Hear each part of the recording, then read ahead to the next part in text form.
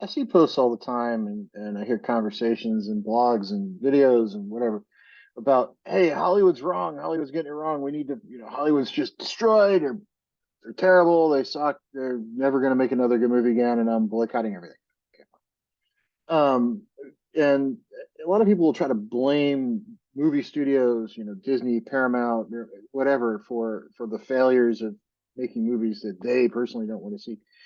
And one of the things I find interesting is that people are really quick to blame somebody else for a particular behavior, and I get that. But let's examine this for just a minute.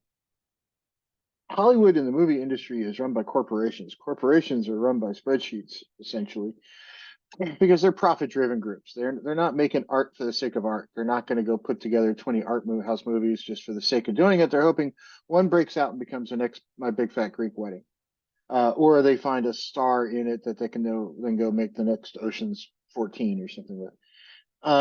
The the thing that has hit me recently is that Hollywood also has a bunch of risk analysts involved. So there's a bunch of people whose job it is to look at, hey, I'm going to go put $100 million in this movie. What are the odds I'm going to get $100 million or more back? They look at the risk, the potential return on investment, how much risk is involved with spending 100, 200, whatever $1 million, $50 million to make a flick. And one of the ways they used to do that was they looked at the existing fan base of a film, of a story. And if you look back to Peter Jackson and The Lord of the Rings, that was a weird one to get funded, right? Because they're making three movies back to back, none of which were cheap. But how did they know? How did the risk guys kind of get involved with that and say, how are we going to do it? Well, there's a massive fan base for Tolkien, right? And that entire storyline has had readers forever that just read that thing annually. They talk about it. There's groups who studied it in college courses. I mean, it's a well-known series of books. I've got probably three copies of it laying around here. It it's but it had that fan base. There's been a number of movies, or a number of sort of fan crying out for things over the years. This is one of them. Lucifer's Hammer. It was a book written in the 70s. This is a first edition of it I've had since, well, it came out when I was 5, so I bought it later. But fantastic book. Um, and there's been a lot of people over the years going, "Oh, that needs to be made. That needs to be made." Yet that is a shockingly expensive thing to go make because it's an apocalyptic kind of film that involves the destruction of humanity and actually shows that destruction. So first you got to show humanity as it exists, and then you got to just wipe it out completely, and then you got to start to rebuild from the ashes. Not cheap to make. Um, so there's that risk analysis, right? Is there enough of a fan base not only for that type of film but for that storyline that would support that? Recently, there was an attempt by Joe Manganiello, um, popular actor, is well known. He was working on an adaptation into a streaming series of the Dragonlance books. Dragonlance came out in the 80s. I started reading them when there were only two books on the market. There's now more than 200 in the series. Rabid fan base. Certainly nothing compared to Lord of the Rings. It's not that big, but if you look at Game of Thrones before Game of Thrones was on HBO, it certainly has a fan base that size or bigger. So there's stuff out there to support it, and even that fell apart. So, but that was sort of a studio negotiating thing, and who owns the rights to what, and it kind of got all confused. So that fell apart, but not for fan base reasons, but for something else. So there's a lot of hurdles in between where you are and getting a movie made. Because as a writer myself, there's everybody's like, oh, that's a great story. It should be made into a movie. Not that simple, right? So there's a lot more that comes on. Now, but the other thing I hear quite often, and this is where the fans are kind of to blame, is I hear this all the time.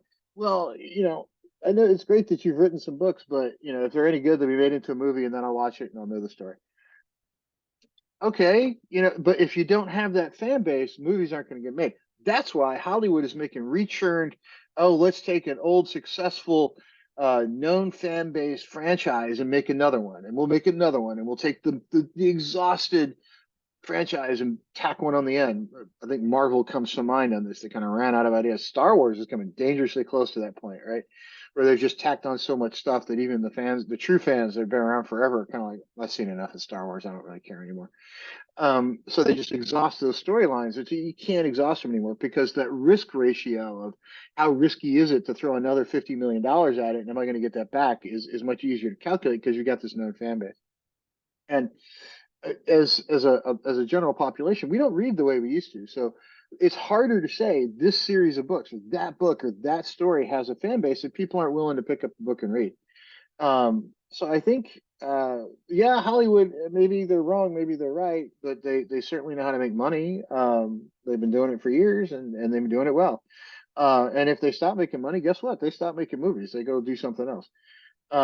That's why the book publishing industry has gotten a lot of issues lately because people don't read the way they once did. It was like, oh, the book publishing companies are all consolidating. Well, yeah, it's because nobody's buying books, right? So if you want people to make a particular type of story, or if you want people to make a particular type of movie, it's got to have a fan base that supports it. So, those sorts of things, you do have to at least demonstrate some sort of fandom, and that happens too, right? So, but I think the other thing you have to remember is if you don't like a particular thing and you say, "Oh, this is terrible," stop going and stop watching it, and they'll change their mind.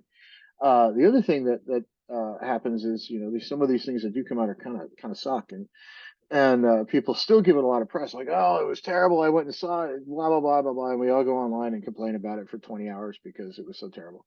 But you still saw it, right? So Hollywood still got paid, and that's really the crux of it. Is you have to have some way to remove that risk out of them spending that kind of money, and without a proper fan base, it's not going to happen.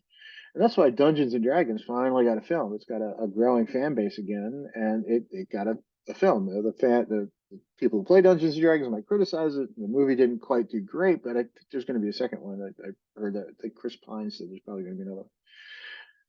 But if you really want to get Hollywood to change their tune, just pick up a book, start reading books more often, find one you like, talk about it with a friend, post online, hey, I read this, it was awesome, I loved it, right? But the percentage of people who are actually willing to pick up a fiction book are rapidly declining. So try it. What do you have to lose? Worst thing you're going to do is find a book that you get 10 pages in. Oh, I didn't like it that much. Put it down, pick up another one.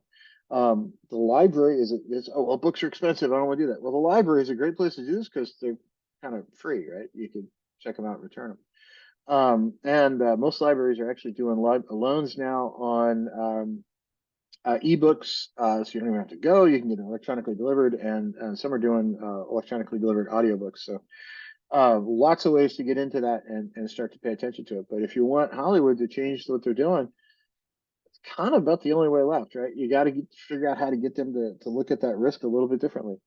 And one of the ways to do that is to show that it actually has a fan base. Otherwise, you're going to be watching 15 more Star Trek movies that are all kind of the same. And I'm a Star Trek fan. I've seen most of them. So, a Star Wars fan, I may pick on it, but even I've seen most of those. But a couple of streaming series, I'm like, yeah, I'm done. But I think one of the ways to get Hollywood to stretch their imagination is to pick up a book and prove it has a fan base. If that happens, you never know. It could be the next big film. Uh, Hope everybody likes the channel. If you do, click like, subscribe, follow, whatever platform you see me on. I am around all the time. If you agree with me, great. Drop a line. If you disagree with me, please tell me why. If you want to come on and do a video and discuss these sorts of things, I'm always open to doing that with just about anybody. The only thing I don't tolerate is name calling. I will tend to block people for that. But everybody have a great day.